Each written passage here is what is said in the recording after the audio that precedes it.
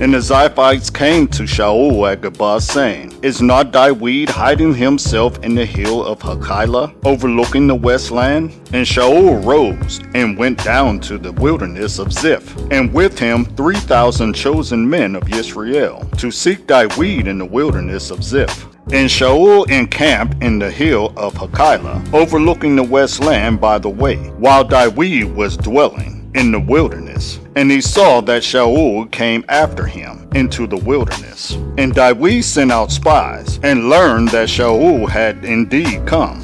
And David rose up, and came to the place where Shaul had encamped. And David saw the place where Shaul lay, and Abner son of Ner, the commander of his army. And Shaul was lying within the enclosure, with the people encamped all around him.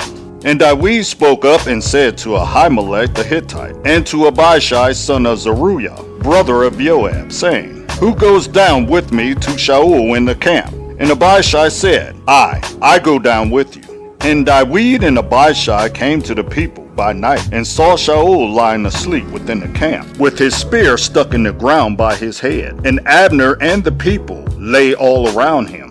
And Abishai said to David, Elohim has surrendered your enemy into your hand this day. And now, please let me smite him at once with the spear, right into the earth, and not a second time. But David said to Abishai, Do not destroy him, for who shall stretch out his hand against the anointed of Yahweh, and be guiltless? David also said, As Yahweh lives, except Yahweh smites him, or his day come that he shall die, or he shall go out to battle and perish. Far be it from me, by Yahweh, that I stretch out my hand against the anointed of Yahweh. And now, please take his spear and the jug of water that are by his head, and let's go. So David took the spear and the jug of water by Shaul's head, and they went away, and no man saw it or knew it, or awoke, for they were all asleep, because a deep sleep from Yahweh had fallen on them. And David passed over to the other side, and stood on top of a hill far away, a great distance being between them. And David called out to the people and to Abner son of Ner, saying, Do you not answer, Abner? And Abner answered and said, Who are you?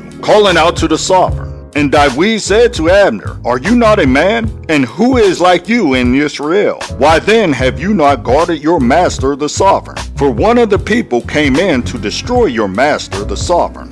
What you have done is not good. As Yahweh lives, you are worthy to die, because you have not guarded your master, the anointed of Yahweh, and not see where your sovereign spear is, and the jug of water that was by his head? And Shaul recognized David's voice, and said, Is that your voice, my son David? And David said, It is my voice, my master, O sovereign. And he said, Why is it that my master is pursuing his servant? What have I done? Or what evil is in my hand? And now please, let my master the sovereign hear the words of his servant. If Yahweh has moved you against me, let him accept an offering. But if it is the children of men, then they are cursed before Yahweh.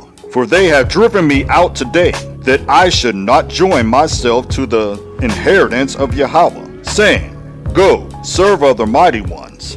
And now do not let my blood fall to the earth before the face of Yahweh. For the sovereign of Israel has come out to seek a flea, as when one hunts a partridge in the mountains. And Shaul said, I have sinned. Come back, my son David, for no more am I going to do evil to you, because my life was precious in your eyes today. See, I have acted foolishly, and have greatly strayed. And David answered and said, See the sovereign spear? And let one of the young men come over and get it. And let Yahweh reward every man for his righteousness and trustworthiness. For this day Yahweh gave you into my hand. But I will not stretch out my hand against the anointed of Yahweh. And see, as your life has been valued in my eyes today, so let my life be valued in the eyes of Yahweh, and let him deliver me out of all distress. And Shaul said to David, Baruch are you, my son David, achieving much, and indeed prevailing. Then David went on his way, and Shaul returned to his place.